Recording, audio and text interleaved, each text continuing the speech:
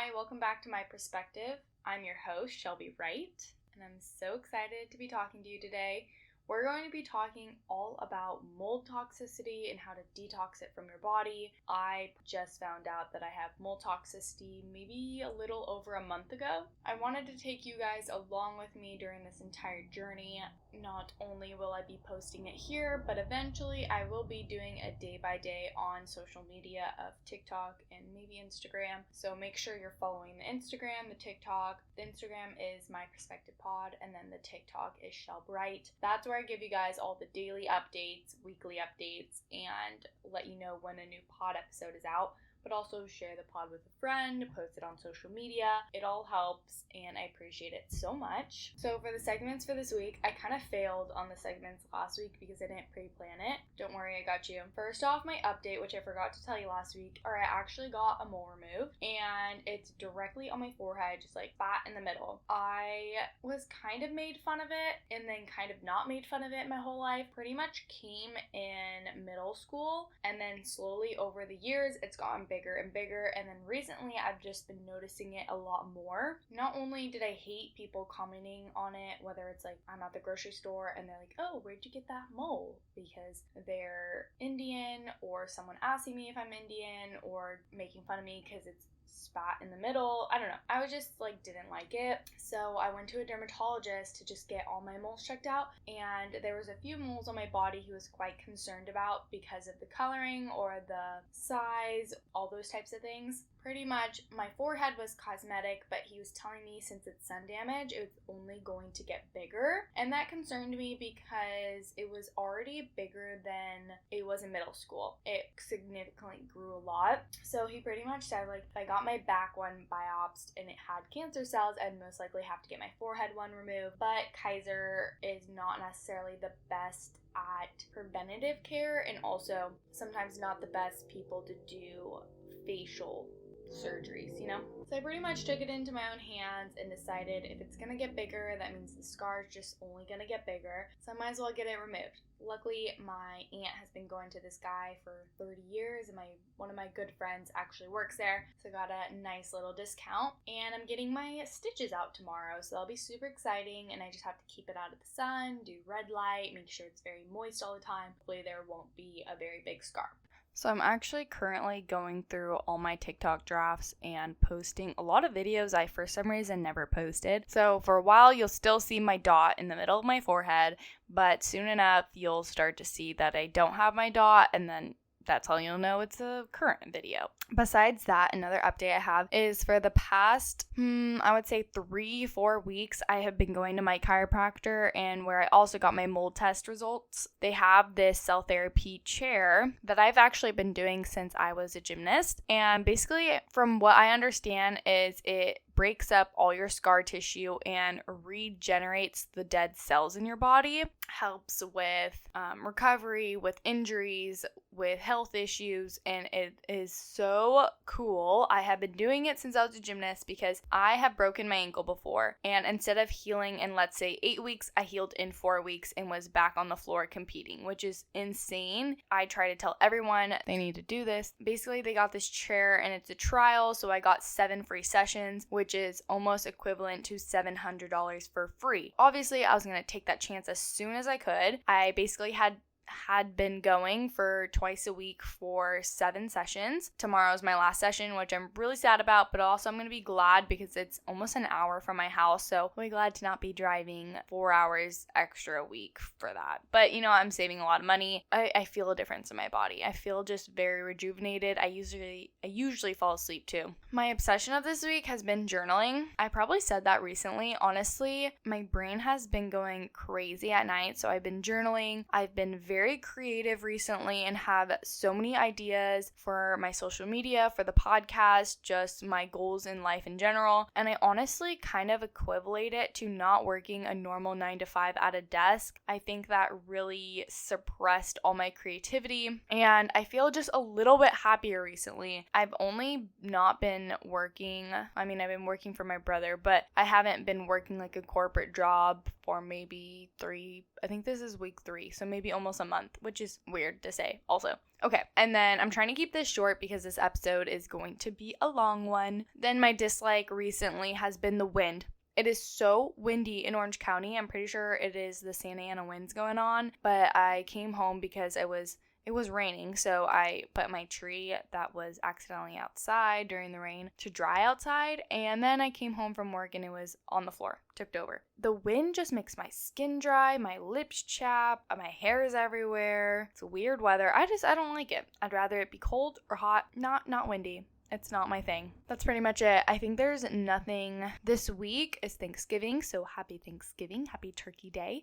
I hope you guys all are doing a little turkey run or watching football. I really hope that you don't go to a workout class and they're like, let's burn all these calories we're about to eat, or let's work off our Thanksgiving dinner, because I actually hate when they say that, because it's rude. Not everybody is working out to burn calories, so they deserve to eat that day. Some people just want to work out to enjoy their life, do something good for their body. It's a little rant for myself. Okay, but let's just get into this episode, because holy moly, I have a lot to discuss with you. I did my research to a T for this. I know a lot about hormones and gut health because it's been a long journey with myself. Mold toxicity has a lot of health impacts if you have it. And pretty much I was seeing it all over TikTok because I was having a lot of these unresolved issues. I already did gut tests and a hormone test, and I was kind of just crossing a lot of things off the list to figure out what is going on with my body. And I came along mold toxicity, and I just wanted to see if that stuck. And let me tell you, it did. So some issues you can have if you have mold toxicity is respiratory issues, chronic fatigue, maybe neurological symptoms, immune system suppression, inflammation, hormone imbalances, or even mental health issues, which we talked about in my last episode that I do struggle a lot with my mental health. Mold toxicity is extremely multifaceted. The impacts it can have on you can be in various different areas in your body. So not one person is going to be the same as another person. So what exactly is mold toxicity? In this episode, we're going to go over what is mold toxicity, what are the common ones, where do you get it from, how do you test it, my experience, what everything I'm doing, how to detox from it, just how to live better, because mold is sort of everywhere, but we want to take care of ourselves, or I don't know, I just want to give you the resources that I figured out. Let's start off with just what is mold? Mold toxicity is also known as mold illness or mycotoxicose. Also, I'm going to butcher a lot of names, just bear with me. Toxic substances produced by molds that they basically release. Mold toxicity can manifest in a range of systems that I've already really explained: respiratory, nervous system, immune system, and your overall health. Some sources of your mold. Let's go over that first. Mold is a type of fungus that can thrive in so many different types of environments. Exposure to mold can even happen indoors in damp or humid conditions. Common indoor molds are, Aspergillus,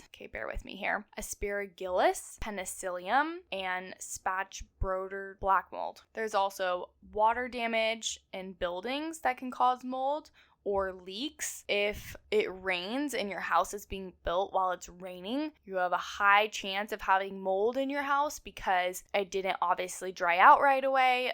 The house is made of wood, all those sorts of things. Or even it can be in your schools or your work. So it's not even your home. It can just be where else you're spending a majority of your time. But mold really thrives on building materials like drywall and wood, and especially when there's a lot of moisture. After floods or water damage, mold can really grow really quickly. So flooded basements, homes, or areas with high water intrusion have a very high risk. Any damp area, such as bathrooms, kitchens, basements, are a breeding ground for mold. Also, it can happen through your heating and ventilation, air conditioning systems within any type of building. Lastly, another one is outdoor exposure. There is a ton of mold outside, so if you're spending a lot of time outside, you can also be at high risk. It kind of seems like it's a little bit of everywhere, but we'll go into the specifics because it's kind of scary. It sounds kind of scary. Mold thrives on various organic materials, so wood, paper, books, cardboard, fabrics, carpets, even food, which I didn't know besides like coffee. It can be on grains, nuts, corn, fruits, coffee. I did not know about. Basically, my mold toxicity, which I'll go into, came from food, which I did not think it was going to come from food. The most common molds and their potential dangers, which I actually don't have any of these, which is surprising, but Aspergillus can produce mycotoxins, and exposure may lead to respiratory issues, especially with people who have a weakened immune system. Penicillium, prolonged exposure can cause respiratory or allergic reactions. Then there's black mold, which is mostly associated with water damage. This causes respiratory symptoms, fatigue, neurological issues, and this is what I totally thought I had because my sophomore year house in college, basically we had this most foul smell when we moved in. It was actually awful. It smelled like poop 24/7 in our house. This is where I thought I had mold toxicity just from the very beginning, was from this house. So not only was our house just incredibly smelly since the day we moved in, but also we started to get these little black moths all over our bathroom ceiling. And this actually made me not shower at our house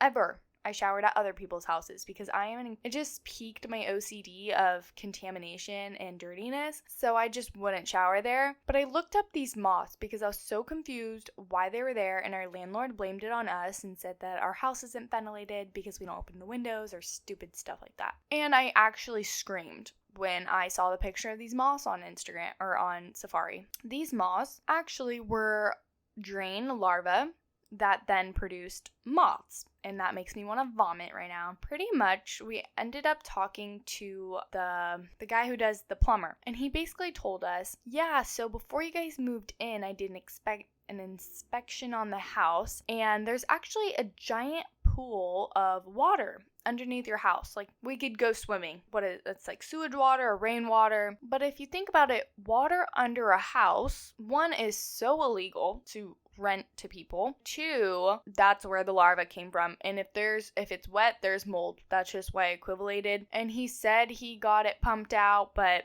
then it was back again. So we had someone go look and the water was back. That house was just not cutting it. There was a lot of issues in that house. But keep going. Colosporum, which is an outdoor mold. This one can also trigger respiratory issues or allergic reactions. Then there's Alternaria, which is very common in damp areas. That one also leads to allergies and respiratory issues. Chantaneum, which is found in water damage, and that is associated with skin and nail infections and respiratory issues. Last one that's super common is Fusarium. That one has issues with your eyes, your skin, your respiratory system, and your immune system. Generally, the risk for mold exposure can be respiratory issues because all the time when you're inhaling it, you're going to have symptoms of coughing, wheezing, or your nose congestion. So that's why a lot of people, when they go to college, feel like they're getting sick all the time.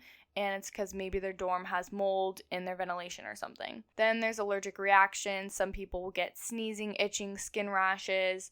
You can even get asthma. Then there's immune system. So a lot of people will get sick, and that's a lot of people will get tested because they're like, I'm sick all the time. I know my friend's little sister is not going back to college because she was always getting sick. Last one, which I most related with, was neurological symptoms. So being extremely tired, having headaches. The fatigue I experienced since going to college is insane. Like, I would just knock out anywhere, middle of the day, anytime. And they just told me I was anemic, but never tested me.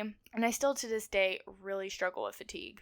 Let's talk a little bit about mold exposure, like where you can get it and everything. So first off, starting with indoor sources, number 1 is water leaks. Mold likes to grow where it's wet. If there's leaks in the roof, plumbing, or walls, it is the perfect place for mold to grow. That is exactly where my sophomore year house was just infested probably with mold. And we also had rats and termites and ants and spiders. We just had an array of issues, High humidity, places like bathrooms, basements, wherever it's usually damp. So we had mold, I remember, in our shower, which really grossed me out. I actually hire someone to come clean my studio apartment. I know that's ridiculous because I'm 21 years old and my studio is 600 square feet, so I should be able to clean it myself. But since my sophomore year, I have been traumatized by mold. Basically, if the shower or the toilet gets mold in it, one, I just don't clean it often enough, and that's why mold grows. But it freaks me out so much to where I just won't use the bathroom and I won't shower. I'll hold my breath if I go in there. So for me, it is smarter for me to pay someone some money to come and clean my entire apartment, and I do not ever have to worry about mold. You have to fight your battles, and that's one for myself. Third is flooding. So if there's a flood or a leak and it maybe hasn't been dried out properly, and then mold comes in. We in SLO had a huge flooding issue my sophomore year where someone actually died. There was cars underwater. I can't imagine the amount of houses that were damaged, not dried properly. Damp material, so like carpets, insulation, wood if it ever gets wet, and then like I already said, your air conditioning systems. I actually need my mom to look at my AC. There's a lot of dust and I just want to make sure there's no mold on it because I can't do it. Okay, this is actually kind of crazy, but then there's outdoor sources. So decaying of vegetation, so your veggies, your plants. If you have fallen leaves or wood, mold can grow. Soil, compost, if they're not turned regularly. I know my grandpa does a lot of compost. I don't know too much about them. Then there's pollen, which is really interesting, which float around in the air, especially when it's warm and humid. I never knew that. Airborne transfers, which really freaks me out because that will catch a little ride on a friend, a pet, or when you open your windows. It just kind of scary, like it's everywhere. But I need to not freak myself out because I get a little freaked out about these things. Let me tell you the little preventative measures that I came up with. First is obviously keep everything inside very dry. You can use dehumidifiers where it's really wet, like your bathroom. I saw Lauren Bossack, she put these dehumidifiers bags in her closet and then it soaked up all the water and moisture, and she actually had half-gallon bags of water that came from their closet because they live in Texas. So maybe I should get one of those. Really make sure that there's good airflow throughout your whole house. Make sure you clean up your yard if you garden and stuff, and make sure all the decaying plants are gone, thrown away and all that. Good ventilation. You just gotta know where the mold comes from, whether it's inside or outside. Let's go into how to test for mold and why it's important. If you've ever felt a super smelly smell, like I did in my sophomore year house where it smelled like poop 24/7, that's where testing comes in. And it helps you find the hidden molds that's trying to play hide and seek in your home. I don't know if we actually ever did a mold test. Maybe we did. You never know. Different molds mean different issues. So testing will also help you kind of identify what you're dealing with and how to kick it out. Just because there's mold in your house doesn't mean you always have to move out. 90% of the time you can fix it, sometimes you can't. Or maybe you're having mysterious allergies or you're getting sick all the time. Maybe it's mold toxicity. So testing will help you connect the dots between mold and all your health issues like I did for myself. But it's not always mold. You can have an array of issues and it not be mold. So the first is air sampling. So that measures the concentration of mold in your air, and how that works is air samples are taken and analyzed to identify the types and qualities of the mold present. I'm pretty sure that is most useful for determining if there's a mold problem in the general type of mold. It's not always accurate because they kind of just like wave it in the air, I've been told. Then there's surface sampling, which they take specific areas of your house and they take swabs. They suspect different surfaces, which I've heard is a little bit more reliable. Then there's bulk testing, which involves testing pieces of material from your home, like drywall or insulation, and those are taken and analysis for presence of mold. I was just listening to another podcast where the mom, basically they bought a new house, and then a lot of the houses burnt down from a fire. So they decided to tear down the entire house and build it ground up to be a very non-toxic living household. So they picked non-toxic wood, drywall, everything that goes in the house. So let's say, for instance, they found out the drywall that was previously there was made of mold, then they'd make sure to buy one that is anti-mold or something. What I did was I contacted my naturopath and I said, hey, do you have a mold test? Because a lot of mold tests you can't just buy online. You have to usually go through a provider. And so he looked up, he found one for me, and I did was it a saliva test? So the mold test was a urine test. Yeah, it was a urine test. I peed on a piece of paper, I'm pretty sure, and then I sent it off to a lab, and then he got the results. Yes, mold testing was quite expensive, so that's why I actually tested for Lyme disease first, tested negative, thank God. But I was like, you know what, I can continuously be struggling with all these symptoms and trying to do everything in the wellness toolbox to fix it, but if I don't actually know what's going on, I'm just throwing spaghetti on a fridge and hoping something sticks. I saved up the money, got the test done, and got my results, which actually ultimately led to me being positive for two different strains of mold.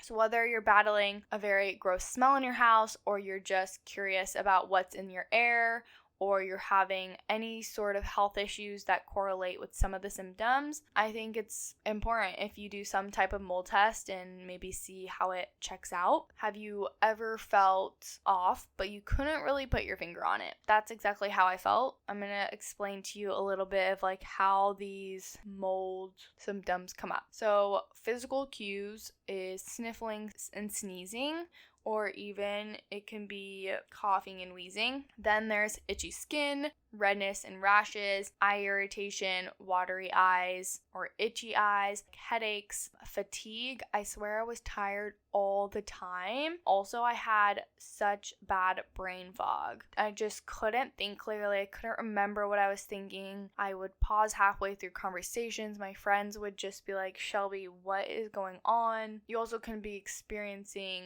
mental things, which I'm just already started talking about. Irritability. I swear I am such an irritable person, which I'm really working on. I'm trying to decide if I didn't sleep enough, if I didn't eat enough. Sometimes now I know I have mold toxicity and I do have the neurological effects of it. It can even make your anxiety worse. I have memory issues, so I just forget everything and it's so frustrating. Or if you have a really short attention span, depression, it can really cause anxiety and depression. Some people can't get out of bed. So there's so many physical symptoms, and then there's so many emotional and mental symptoms. It's kind of scary, but remember that these symptoms vary person to person. Like I said, I didn't really have any of the physical symptoms, but maybe GI issues. I mainly had depression, anxiety, brain fog, fatigue. Your body is trying to tell you what's going on so that you can understand it and take the right steps to fix it and make it better. And if any of these signs sound familiar, maybe it's time for you to dig a little deeper. So I already explained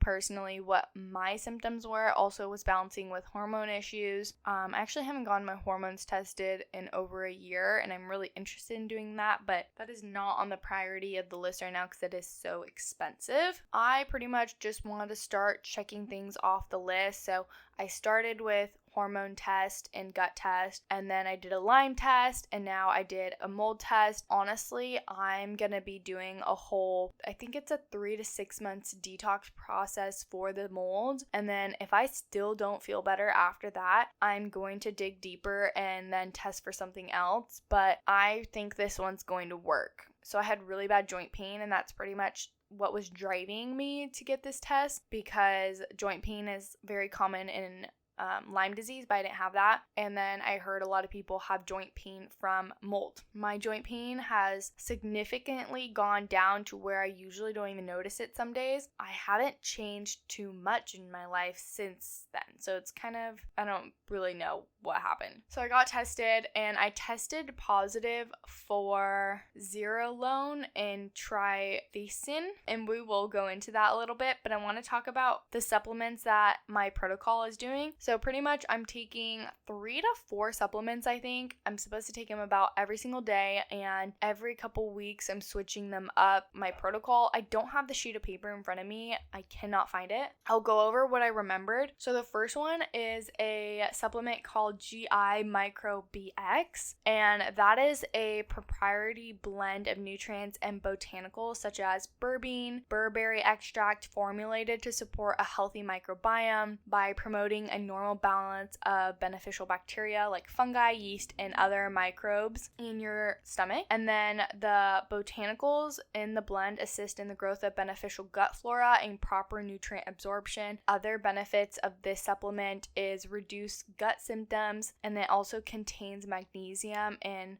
some type of acid from magnesium for improved gut health and overall gut immune function. And then I'm also taking silvercillin, which has antimicrobial properties. It helps with different infections. So like if you have a sore throat, or if you have an ear infection, or if you have mold toxicity. Then my naturopath told me to really make sure I'm taking a probiotic, and I already take a probiotic, but I'm not super consistent on it. Pretty much that just helps with my gut health and make sure overall everything's flowing really good, and make sure I'm like pooping every day. I didn't realize that some people don't poop every day. I mean, I've always pooped every day, TMI, but basically that's a natural detoxification process, is pooping. And if you're not pooping, you're not detoxing everything you're eating all day. And if you're taking a probiotic, that can really help. Another one I'm taking is oil of oregano, and that contains compounds with antimicrobial properties and is believed to be antifungal and antibacterial. And then another thing I'm going to be doing is my sauna blanket. I'm going to start doing my sauna blanket every single day because sweating opens up the detoxification processes and you sweat it all out. Actually, on TikTok, going to start doing like daily vlogs of everything I'm doing to detox from mold. I'm hoping that will motivate myself to do it, but I haven't started yet. So once it's out there, you can hold me accountable. So now we're going to go into the 2 types of mold that I have because they're not the most common ones. So the first one is Zerla. Let me spell them out for you guys. Zearaleneone, and then trithynacine, Chotechecne,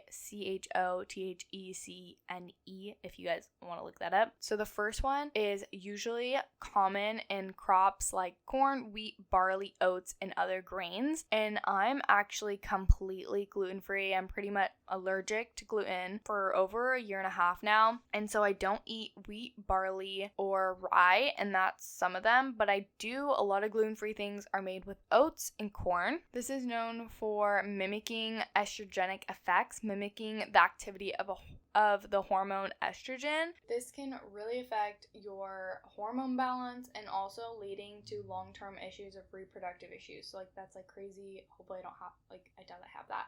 We caught it pretty early. Then the other one, trisinethine or something, also known as black mold, which my naturopath was trying to explain to me. And this is also due to grains and then damp buildings. This one I'm pretty sure is from my house from sophomore year, and then also grains, so a little bit of a dual impact for myself. This one inhibits protein synthesis, which has an array of issues, and it can be acute exposure, might be like nausea, vomiting, diarrhea. Chronic exposure is usually having immunosuppression and neurological effects. Hint, my brain issues. So for the first one, which was really interesting to me, was the hormone issues. So it's been linked to having reproductive issues, which is really scary, and I'm really glad that I got tested. It pretty much disrupts your endocrine system. Pretty much like the second one with the neurological effects, it's pretty self-explanatory: headaches, dizziness, cognitive function. But now I kind of want to go into ways you can detox, because to me that's more important than knowing what happens when you have it, because I want to get rid of it. First is dietary changes, avoiding contaminated grains and maybe opting for something that's rich in antioxidants and nutrients to support the detoxification process. For me, that's a little bit hard because I'm gluten-free. I already don't eat a lot of like breads and stuff. So like yesterday we made pasta, and the pasta was made out of corn. I probably should back off on the corn and oatmeal. We'll get there eventually. I can't do this all at once. It's a lot to process. Some people go as extreme as moving out of their house. I would honestly, if my lease wasn't up, pick that as the last option because I don't just want to break a lease or maybe buy a home. I've tried to do like everything else before that. Corn is particularly susceptible to mold, especially called aflatoxin, which is a mold that's a potent toxin which is known as a carcinogen. Then there's wheat and wheat products that harbor mold. This is because they're usually stored in very damp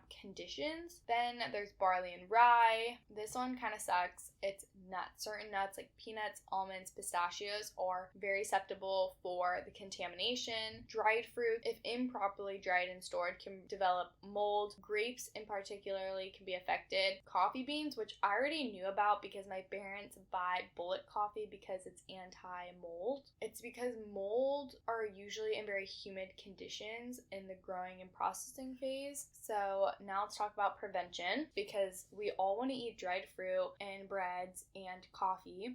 First off is storage. You have to make sure that when you at least get your food, it's properly stored in dry conditions. Make sure when you're buying your grains or your food, it's coming from a very high quality brand. When you buy your food, make sure you're looking for different texture, different smells, if it looks different. Pretty much just be more aware of when you're buying things. Okay, so I looked up the specifics of Zerolone. It's bothering me so much that I don't know how to pronounce this. The Z contaminant of mold that I have.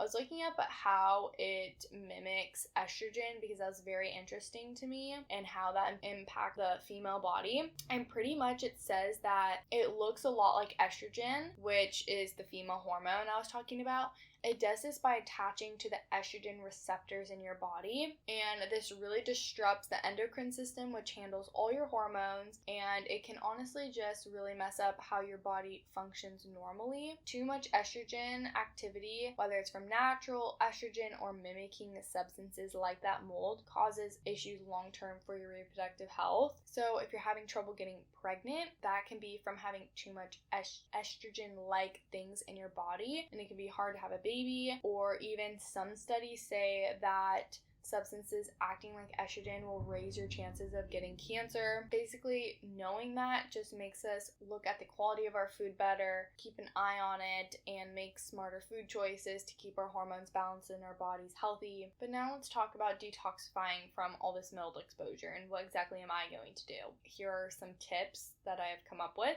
Hydration is so important. You have to drink lots of water to help your body flush out all the toxins. Good hydration supports all your detox organs. Secondly is eat an antioxidant rich diet. So you want to load up on fruits and veggies. Antioxidants help combat oxidative stress caused by toxins. Third is you want to sweat it out, like I said, with the sauna blanket or exercise. It helps your body release toxins through sweat. It's a natural cleanse, so I usually avoid hot yoga and stuff because I think sometimes it can be very hard on your hormones, but me personally, now I'm detoxing from mold, so I need to sweat as much as possible. You can go to a sauna, you can go to a hot yoga, get a sauna blanket. If you live in the heat, that works too. Next is you want to support your liver. Foods like garlic, onions, veggies like broccoli support your liver and your major player in the detox. No, your liver is a major player in your detoxification process. Also, I already talked about some supplements I'm taking, but you can also take glutathione, which helps your body. And then also in your home, you can make sure your ventilation's really good. You have air purifiers and you're regularly cleaning, so there's less mold exposure.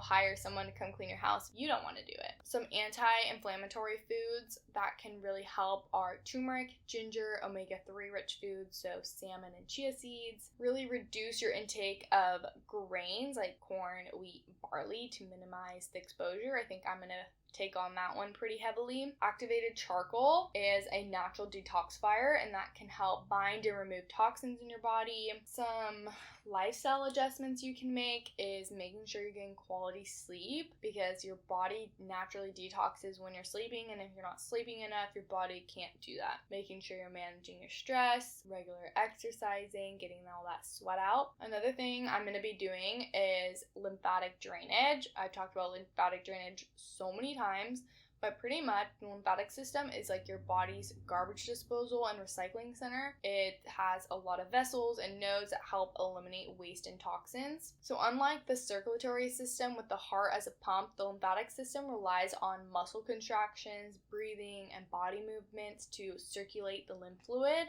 The lymph system plays such a huge role in your immune function, waste removal, and fluid balance. So proper drainage helps prevent the accumulation of toxins and supports a healthy immune response. So pretty much to support your lymphatic drainage, or like how I'm going to do this, is with self-massage. So massaging the specific areas in a circular motion can help that area. You can look up on TikTok little videos, or specifically I do every single day is dry brushing, which helps promote circulation. It's very gentle. It's actually very relaxing as well. But remember, your lymphatic system works silently but effectively. So very soft. You can't notice it very much. It's not like getting a deep tissue massage. Also remember that the goal to support your body's natural detox abilities is to reduce the exposure to potential toxins just in general. That wraps up the end of the episode. I went over what is mold, the most common mold that people get, even though I couldn't pronounce them, the molds I have, my experience, ways to detox from all of it. This is something obviously more niche that I'm experiencing, but I definitely know for some reason I see those videos all the time, or those podcast episodes all the time about mold toxicity.